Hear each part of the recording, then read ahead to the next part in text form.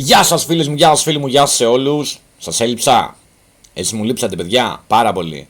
Φανταστείτε, μία μέρα δεν κάναμε βίντεο και έχω άγχος. Λοιπόν, δεν θέλαμε να ρίχνουμε λάδι στη φωτιά, είπαμε να κάνουμε ένα μικρό διάλειμμα, να ηρεμήσουμε λίγο, να φλατάρουμε. Αλλά, αυτό να το πούμε.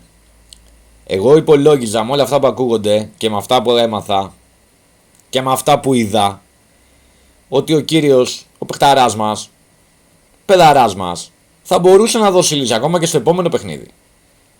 Για 5 λεπτά. Όταν ακούω τέλη του επόμενου μήνα, μου μπαίνουν ψήλοι στα αυτιά.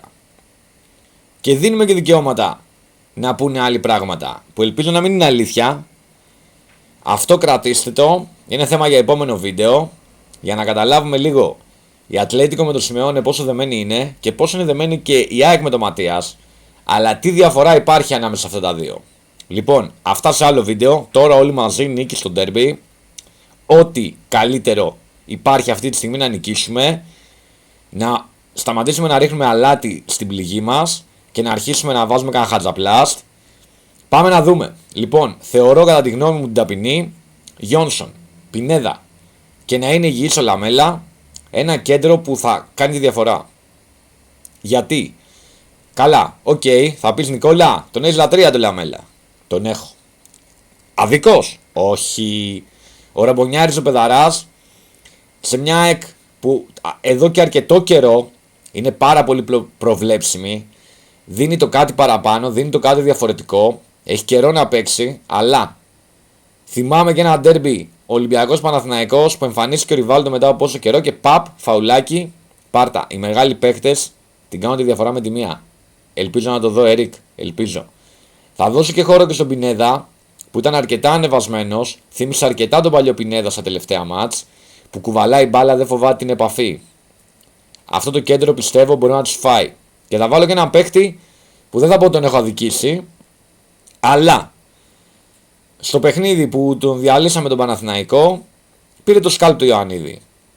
Ήταν και λίγο αφελής ο Ιωαννίδης, τραβιόταν μακριά και η δύναμη δεν δίνει τόσο εύκολα φάουλ. Γιατί δεν είσαι επικίνδυνο σημείο, σου λέω μεγάλο στο κέντρο είσαι, μια κόντρα έγινε. Ελπίζω να είναι το ίδιο αφελής. Και προβλέψιμος μας κάνει ότι ψάχνουμε τον Πιερό, λες και είναι ο Άντι Κάρολ στα καλά του. Πρέπει να τον ψάχνουμε ή με πλάτη για να μπορεί να σπάει την μπάλα στα υπερόπλα που έχουμε από πίσω του, ή με ψηλή μπαλιά στην πλάτη της άμυνας να μπορεί να τους παίρνει παραμάζωμα, γιατί αυτός πηγαίνει με φόρα και οι άλλοι πρέπει να αλλάξουν ολόκληρη πορεία. Προστασία στον Περέιρα, ακόμα δεν τον είδαμε, Γιάννη τον βαφτίσαμε. Να κοιτάνε τα δικά του τα χάλια και να αφήσουν το δικό μας τον παίχτη ήσυχο. Άμα είναι να τον κράξουμε εμείς. Λοιπόν, παιδιά, το match είναι do or die. Ελπίζω do. Απλά μην θεωρήσουμε τα πάντα όμορφα μία νίκη και αρχίσουν ανάσα τα λέγαμε για το Ματίας. Η Νόα είναι πρόσφατη. Λοιπόν, ανάσα θα πάρουμε. Σας αγαπώ πάρα πολύ. Ευχαριστώ πάρα πολύ για την προσοχή. Ένα like και ένα subscribe. Φιλιά πολλά.